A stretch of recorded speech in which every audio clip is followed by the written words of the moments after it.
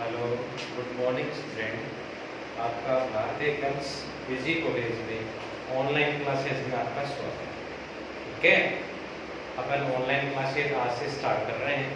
आज अपन BSc final year, आपके पास बीएससी पार्ट थर्ड, अपन आज लेक्चर स्टार्ट करेंगे फिजिक्स का। इसका स्टार्ट करेंगे फिजिक्स का। ठीक है, अब देखो, जैसे आपने सेकंड ईयर में फिजिक्स के 3 पेपर पढ़े थे, वही 3 पेपर आपके बीएससी थर्ड ईयर में पेपर आपके पास फर्स्ट पेपर आएगा। आपके पास पेपर फर्स्ट, वही आपके पास पेपर सेकंड एंड पेपर आपके पास है थर्ड। ठीक है, पेपर जो आपके पास फर्स्ट रहेगा, फर्स्ट पेपर आपके पास है elementary quantum mechanics, elementary quantum mechanics and spectroscopy. क्या आएगा? स्पेक्ट्रोस्कोपी। ठीक है, ये तो आपके पास फर्स्ट पेपर हो गया, elementary quantum mechanics and spectroscopy. Second paper आएगा आपके पास, सेकंड पेपर आपके पास न्यूक्लियर फिजिक्स। कौन सा आएगा? Nuclear physics. ठीक है, और थर्ड पेपर है आपके पास, थर्ड पेपर आपके पास आएगा solid state physics, solid state physics. ठीक है, तो ये आपके पास BSc part third, BSc part third में फर्स्ट पेपर आपके पास elementary quantum mechanics and spectroscopy, second paper आपके पास न्यूक्लियर फिजिक्स, और थर्ड पेपर आपके पास है सॉलिड स्टैटिक फिजिक्स। इनका देखो नंबरिंग मार्क्स ये रहेगा, ये आपके पास 33 मार्क्स का रहेगा, ये भी आपके पास 33 मार्क्स का, और ये आपके पास रहेगा 34 मार्क्स का। ठीक है, तीनों पेपर का जो ग्रांड टोटल रहेगा वो आपके पास रहेगा 100 मार्क्स का, 100 मार्क्स का। तो ये तो हो गई आपके पास थ्योरेटिकल बात। थ्योरेटिकल पेपर में आपके पास 3 पेपर हो गए, 33, 33 और 34। ग्रांड टोटल आपके पास है 100, और वही आपके पास एक प्रैक्टिकल हो जाएगा, प्रैक्टिकल वो आपके पास 15 मार्क्स का। ग्रांड टोटल आपके पास हो गया 150। कितना हो गया? 150। देखो, जो आपके पास सेकंड ईयर में था वही सेम टू सेम प्रोसेस आपके पास बीएससी पार्ट थर्ड में रहेगी। बस चेंजेस आपके पास क्या आएगा? ओनली पेपर चेंज हो जाएंगे और पेपर अपने पास। ठीक है, अब अपन आज फर्स्ट पेपर स्टार्ट करेंगे। कौन सा स्टार्ट करेंगे? First paper. फर्स्ट पेपर अपने पास है क्वांटम मैकेनिक्स। अब देखो, ये क्वांटम मैकेनिक्स इस फिजिक्स का जो भी पेपर होता है उसका जो नॉमिनेशन होता है उसके पीछे कुछ बेस या कांसेप्ट होता है। अब देखो, क्वांटम मैकेनिक्स, ये क्वांटम क्या होता है? देखो देखो, अपने पास फिजिक्स की 2 ब्रांच है। एक तो अपने पास होती है क्लासिकल मैकेनिक्स, फिजिक्स की फर्स्ट ब्रांच। सेकंड ब्रांच होती है अपने पास क्वांटम मैकेनिक्स ब्रांच। ठीक है, जहां कुछ एक कांसेप्ट ऐसे होते हैं जिनको अपनी क्लासिकल मैकेनिक्स डिस्क्राइब नहीं कर पाया, उसको एक्सप्लेन नहीं कर पाया, उसके बाद एक नई फिजिक्स जनरेट हुई, उस फिजिक्स को अपन बोलते हैं क्वांटम फिजिक्स से। क्या बोलते हैं? क्वांटम फिजिक्स से। जैसे फॉर एग्जांपल अपने पास ये होती है ब्लैक बॉडी रेडिएशन। क्या? Black body radiation. तो जो अपने पास क्लासिकल मैकेनिक्स थी, ये classical mechanics black body radiation को एक्सप्लेन नहीं कर पाया, तो यहाँ एक फिजिक्स की दूसरी ब्रांच स्टार्ट हुई, उस ब्रांच को अपन बोलते हैं क्वांटम मैकेनिक्स। और इसी क्वांटम मैकेनिक्स ने इसने ब्लैक बॉडी रेडिएशन को टोटली डिफाइन कर दिया। ठीक है, तब देखो क्वांटम, क्वांटम का मतलब होता है बहुत ही सूक्ष्म छोटा सा पार्ट, मतलब फिजिक्स की वो ब्रांच जिसमें छोटे छोटे पार्टिकल्स, छोटे छोटे सिस्टम, स्मॉल पार्टिकल, इसके बारे में टोटली डिस्क्राइब करेंगे, उसे अपन क्या बोलेंगे? Quantum mechanics. अब देखो, अपने क्वांटम मैकेनिक्स, ये तो इसका नॉमिनेशन हो गया, नॉमिनेट हो गया, मतलब जहां क्लासिकल फेल होती है वहां क्वांटम स्टार्ट होती है। ठीक है, अब देखो यही आपके पास फर्स्ट पेपर हो गया। क्वांटम क्या है इसको डिफाइन कर दिया अपन ने, ठीक है। अब देखो अपने पास जो मेन एग्जाम का पेपर आएगा उसका पैटर्न क्या रहेगा। पैटर्न जो आपके पास बीएससी पार्ट सेकंड में था, एग्जाम का पैटर्न वही सेम टू सेम रहेगा। दैट इज मतलब आपके पास जो पेपर है उस पेपर में कितनी यूनिट आएगी, 4 यूनिट आएगी। कितनी यूनिट आएगी, 4 यूनिट आएगी। अब देखो जो आपके पास यूनिट फर्स्ट है, यूनिट फर्स्ट किसकी, इस क्वांटम मैकेनिक्स की।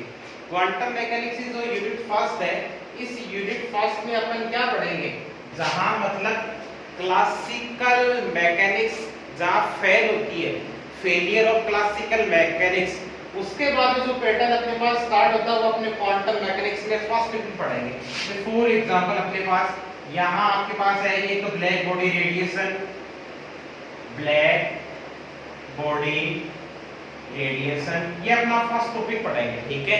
उसके बाद में आपके पास आएगा photo electric effect, photo electric effect. इसी यूनिट में अपन पढ़ेंगे कॉम्पटन इफेक्ट, कॉम्पटन इफेक्ट, ठीक है। ब्लैक बॉडी रेडिएशन है, फोटो इलेक्ट्रिक इफेक्ट है, कॉम्पटन इफेक्ट है। अब देखो ये वाली यूनिट है, इस वाली यूनिट का एक मोस्ट इंपोर्टेंट पार्ट है आपके पास अनसर्टेनिटी प्रिंसिपल। इसको अपन हिंदी में बोलते हैं हाइजेनबर्ग का अनिश्चितता का सिद्धांत। फर्स्ट यूनिट का ये इंपोर्टेंट पार्ट है, अनसर्टेनिटी प्रिंसिपल, हाइजेनबर्ग का अनिश्चितता का सिद्धांत, अनसर्टेनिटी प्रिंसिपल। अब देखो इस यूनिट फर्स्ट में है ना अनसर्टेनिटी प्रिंसिपल, हाइजेनबर्ग का अनिश्चितता का सिद्धांत क्या होता है, और इसकी 4 एप्लीकेशन है। कितनी एप्लीकेशन है, 4 एप्लीकेशन। अब देखो फर्स्ट एप्लीकेशन आपके पास ground state energy of H atom, ground state energy of H atom, ये इसकी फर्स्ट एप्लीकेशन है। सेकंड है आपके पास ground state energy of simple harmonic oscillator, ठीक है। थर्ड है आपके पास non existence electron of nucleus, मतलब नाभिक में इलेक्ट्रॉन का अस्तित्व है, non existence of electron in nucleus, ये अपने पास थर्ड एप्लीकेशन। और अपनी फोर्थ इक्वेशन है natural width of spectral lines, मतलब कि आपके पास जो रेखाओं के वर्णक्रमीय रेखाओं का स्वाभाविक विस्तार, न्यूट्रल विथ, ये आपके पास फोर्थ एप्लीकेशन है, वर्णक्रमीय रेखाओं का स्वाभाविक विस्तार।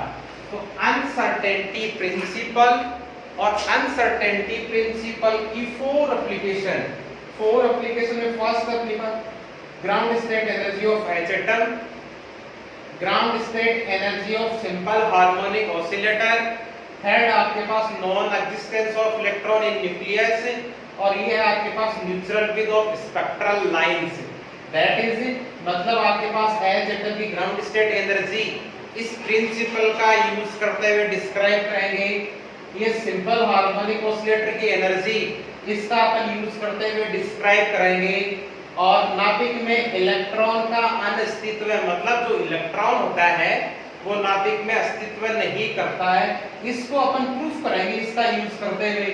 और neutral width of spectral line, मतलब वर्णक्रमीय रेखाओं का स्वाभाविक विस्तार, इसको भी अपन इस वाले प्रिंसिपल से अपन डिस्क्राइब भी करेंगे।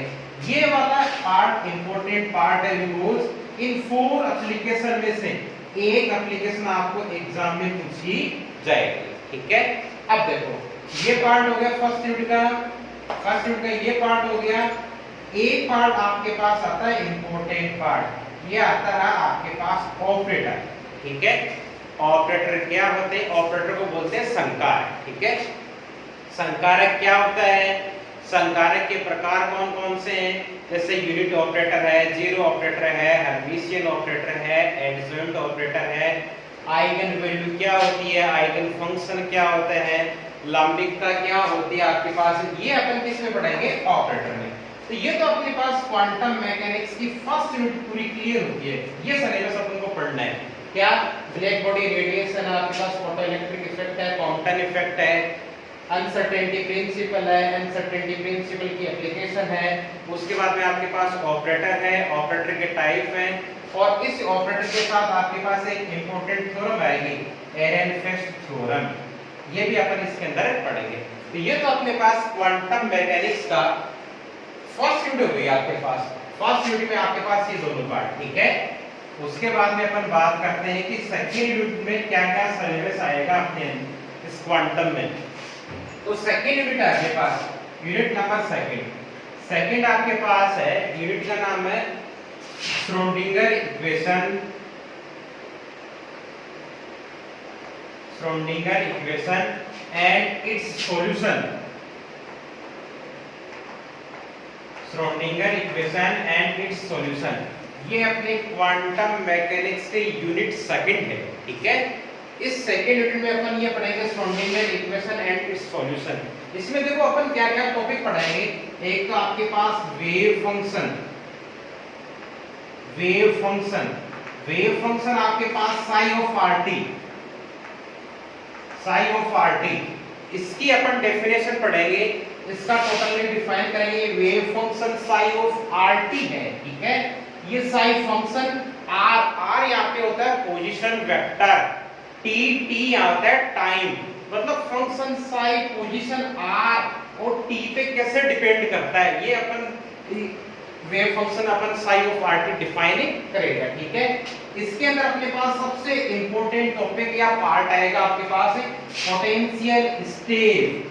क्या आएगा, पोटेंशियल स्टेप, इसको हिंदी में बोलते हैं विभव सिटी, मतलब फंक्शन साई ऑफ आरटी, इसका यूटिलाइज करते हुए अपन पोटेंशियल स्टेप को पढ़ेंगे।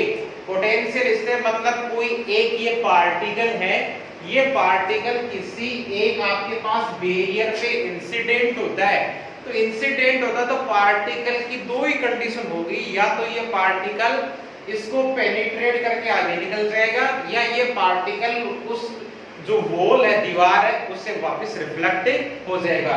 वो अपन पढ़ेंगे पोटेंशियल स्टेप में। तो इसकी दो ही पॉसिबिलिटी हो गई, या तो पार्टिकल इसको आगे पेनिट्रेट कर जाएगा, या पार्टिकल वापस क्या हो जाएगा, रिफ्लेक्ट हो जाएगा।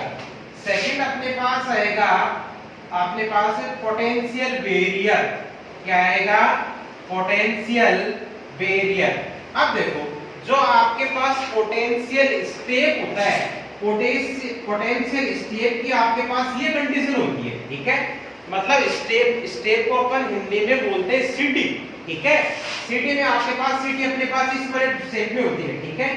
अब जो पोटेंशियल स्टेप है उसके आपके दो फील्ड हो गए, एक तो हो गया फील्ड फर्स्ट, एक ही हो गया फील्ड सेकंड। तो पार्टिकल इंसिडेंट होगा, मतलब फर्स्ट वाले रीजन में आपके पास इंसिडेंट होगा, ठीक है। या अब ये देखो, यहाँ जो वॉल आ गई दीवार, यहाँ से ये पार्टिकल या तो इसको पेनिट्रेट कर जाएगा, या पार्टिकल यहाँ से वापस क्या हो जाएगा, रिफ्लेक्ट हो जाएगा। तो ये तो हो गया अपने पास रीजन फर्स्ट। अब पार्टिकल यदि यहाँ से वापस आके पेनिट्रेट हो गया, मतलब ये रीजन आपके पास क्या हो गया, सेकंड। तो अपन वेव फंक्शन रीजन फर्स्ट और रीजन सेकंड के लिए अपन इसका यूटिलाइज करते हुए इसका डिस्क्रिप्शन करेंगे। अब अपने पास ये है एक पोटेंशियल बैरियर।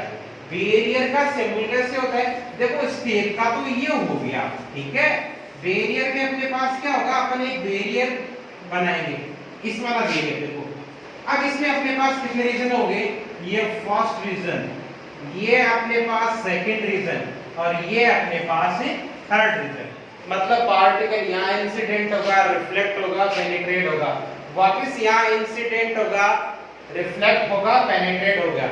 मतलब स्टेप में 2 रीजन और बैरियर में अपने पास 3 रीजन के बारे में पढ़ेंगे। तो ये अपने पास क्वांटम मैकेनिक्स की सेकंड यूनिट हो गई, मतलब श्रोडिंगर इक्वेशन। देखो श्रोडिंगर इक्वेशन अपने पास ये होती है H psi is equal E psi, ठीक है। H आपके पास हैमिल्टोनियन क्या होता है? हैमिल्टोनियन, देखो अपन क्लासिकल मैकेनिक्स पढ़ते हैं, ठीक है। क्लासिकल मैकेनिक्स में टोटल एनर्जी होती है ना E, टोटल एनर्जी E होती है काइनेटिक एनर्जी प्लस इसकी पोटेंशियल एनर्जी, ये होती है टोटल एनर्जी E। ये अपन बोलते हैं क्लासिकल मैकेनिक्स फिजिक्स में, इसमें क्लासिकल मैकेनिक्स फिजिक्स में। अब ये ही टोटल एनर्जी E है ना, वो अपन क्वांटम फिजिक्स में H से डिफाइन करते हैं। किससे? H भी होता है आपके पास kinetic energy plus potential energy, और इस H को बोलते हैं हैमिल्टोनियन। क्या बोलते हैं? हैमिल्टोनियन।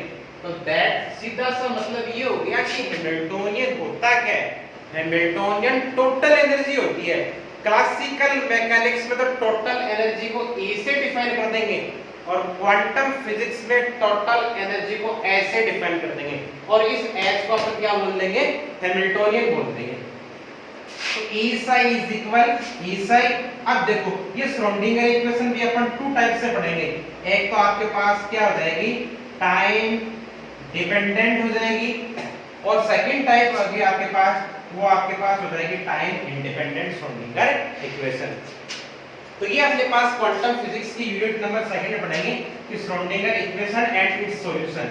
इसमें अपना पोटेंशियल स्टेप आ गया, पोटेंशियल बैरियर आ गया, श्रोडिंगर इक्वेशन की टू टाइप्स आ गया, टाइम डिपेंडेंट हो गया और टाइम इंडिपेंडेंट हो गया।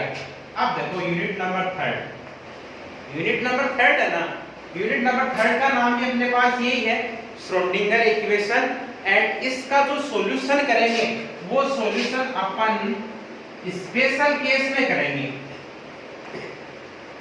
किसमें करेंगे? श्रोडिंगर इक्वेशन का सॉल्यूशन स्पेशल केस में करेंगे। इसमें अपन देखो पोटेंशियल स्टेप और पोटेंशियल बैरियर को तो अपन ने यूनिट नंबर सेकंड में देख लिया।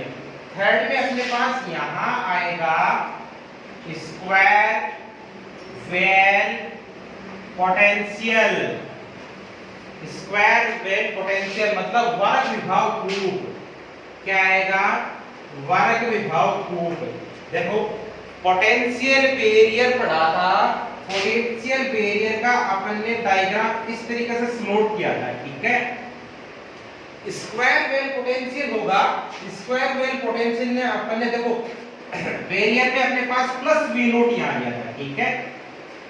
वर्ग विभव को स्क्वायर वेल पोटेंशियल में अपन इसको माइनस v नोट यहां नीचे की तरफ ग्राउंड स्टेट में लगाएंगे, ये 0.0 हो और ये आपके पास माइनस v नोट। इसमें वही पार्टिकल लेंगे, पार्टिकल या तो इस पे क्या होगा? इंसिडेंट होगा, रिफ्लेक्ट होगा, पेनिट्रेट होगा। वापस यहाँ इंसिडेंट होगा, रिफ्लेक्ट होगा, पेनिट्रेट होगा। वो आपके तीन क्षेत्र, तीन रीजन हो जाएंगे, फर्स्ट, सेकंड और थर्ड, ठीक है। और इसमें क्या पढ़ेंगे? एक तो ये स्क्वायर वेल पोटेंशियल आ गया, और आपके पास एक Bohr correspondence principle, simple harmonic oscillator की ग्राउंड स्टेट एनर्जीज को अपन डिस्क्राइब करेंगे, और सिंपल हार्मोनिक ऑसिलेटर की इसकी श्रोडिंगर इक्वेशन, इसकी आइगन वैल्यू एंड इसका आइगन फंक्शन अपन डिस्क्राइब करेंगे। ये आपके पास आएगा यूनिट नंबर थर्ड के अंदर, ठीक है। अब अपने पास एक आएगी लास्ट वाली यूनिट, लास्ट वाली यूनिट अपने पास यूनिट नंबर 4। यूनिट नंबर 4 आपके पास एटॉमिक, देखो H एटम,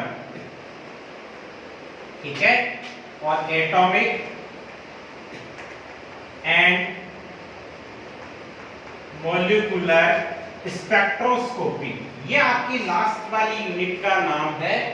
H एटम मतलब हाइड्रोजन एटम, ठीक है, एटॉमिक एंड मॉलिक्यूलर स्पेक्ट्रोस्कोपी। ये जो आपके पास एटॉमिक एंड मॉलिक्यूलर जो स्पेक्ट्रोस्कोपी है, ये स्पेक्ट्रोस्कोपी आप केमिस्ट्री में पढ़ोगे।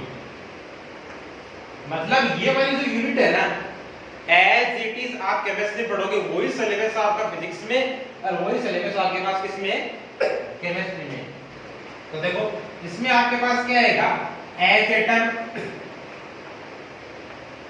एच एटम का आपके पास सॉल्यूशन, इसकी आइगन वैल्यू, इसका आइगन फंक्शन, इसकी जीरो एनर्जी, ठीक है, और आपके पास इसमें इफेक्ट आएंगे मॉडल।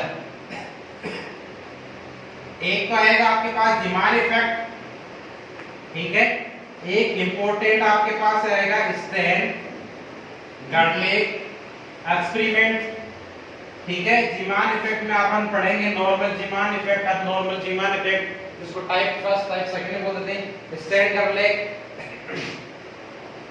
हेड आएगा आपके पास फ्रैंक हेड एक्सपेरिमेंट, और उसके बाद में आपके पास स्पेक्ट्रोस्कोपी, मतलब सिंगल स्टेज स्पेक्ट्रोस्कोपी, इसके अलग अलग डायग्राम, इसके डायग्राम में मतलब कौन कौन से ऑब्जेक्ट यूटिलाइज करेंगे वो अपन इसमें पढ़ेंगे। लेकिन मोस्टली अपने पास जो ये इफेक्ट है, इन इफेक्ट से आपके पास एक पूरा क्वेश्चन कवर होता है।